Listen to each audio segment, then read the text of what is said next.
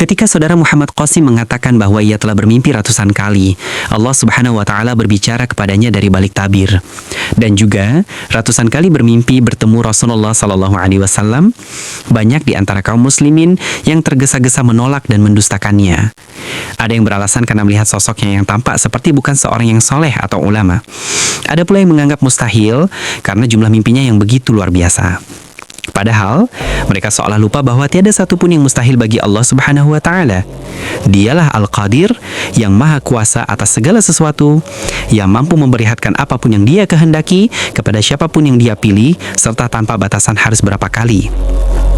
Mereka juga seperti lupa, entah sengaja atau benar-benar lupa, bahwa dalam Islam kita diajarkan untuk tabayun, meneliti dan memastikan kebenaran suatu kabar sebelum menilai dan mengambil suatu kesimpulan atau sikap. Sebagaimana tertulis dalam Al-Quran surat Al-Hujurat ayat 6, yang artinya, wahai orang-orang yang beriman, jika datang kepadamu orang fasik membawa suatu berita, maka periksalah dengan teliti agar kamu tidak menimpakan suatu musibah kepada suatu kaum tanpa mengetahui keadaannya yang menyebabkan kamu menyesal atas perbuatanmu itu. Dan langkah tabayun itu dapat dilakukan dengan menemui langsung Muhammad Qasim, tentunya dengan catatan harus dengan hati yang jujur dan niat yang bersih. Bukan untuk berdebat apalagi menjatuhkan, melainkan semata-mata hanya untuk mencari kebenaran yang hakiki.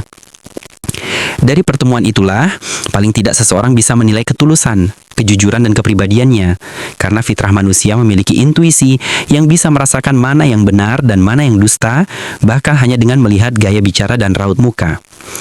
Inilah yang telah dilakukan oleh beberapa ulama, di antaranya Ustadz Rahmat Baiquni dan Ustadz Ubaidillah Soleh Al-Bukizi.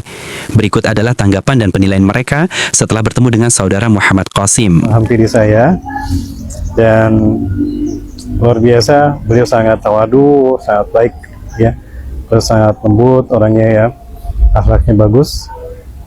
Beliau tawadu, tidak terlihat ada keangkuhan, ambisius, tidak. Dan beliau luar biasa bersahaja. Masya Allah, luar biasa. Begitu memandang wajahnya Syekh Muhammad Qasim bin Abdul Karim tadi ini, luar biasa memang. Wajahnya nampak memang ketawaduannya, dan juga bahwa semua yang diceritakan selama dalam mimpinya itu semua benar, betul-betul bukan kebohongan, bukan mimpi dusta, tapi mimpi betul dari Allah. Dan berjumpa dengan Nabi SAW mimpinya diceritakan tadi itu, beliau menceritakan dengan penuh dengan tawadhu. Selain tabayun, ada pula salat istikharah, memohon petunjuk langsung kepada Allah Subhanahu wa taala atas perkara yang meragukan atau membingungkan, termasuk tentang kebenaran mimpi-mimpi Muhammad Qasim ini. Dan banyak kisah orang yang telah melakukan istikharah dan mereka mendapatkan petunjuk dan merasakan keyakinan dalam hati bahwa apa yang disampaikan saudara Muhammad Qasim adalah benar. Lalu dengan penuh keikhlasan, mereka ikut berperan menyebarkan mimpi-mimpinya ke seluruh penjuru dunia. Maka, dalam menyikapi mimpi-mimpi ini, dibutuhkan kehati-hatian, kebijaksanaan, dan kerendahan hati yang dalam. Karena ini adalah perkara besar dan akan memberi pengaruh pada kehidupan kita di masa-masa yang akan datang. Janganlah hati kita tergesa-gesa menolak, sebelum benar-benar memahami dengan nurani yang bersih dan hati yang tunduk pada kebenaran. Semoga Allah Subhanahu wa taala melimpahkan hidayahnya kepada kita semua. Amin.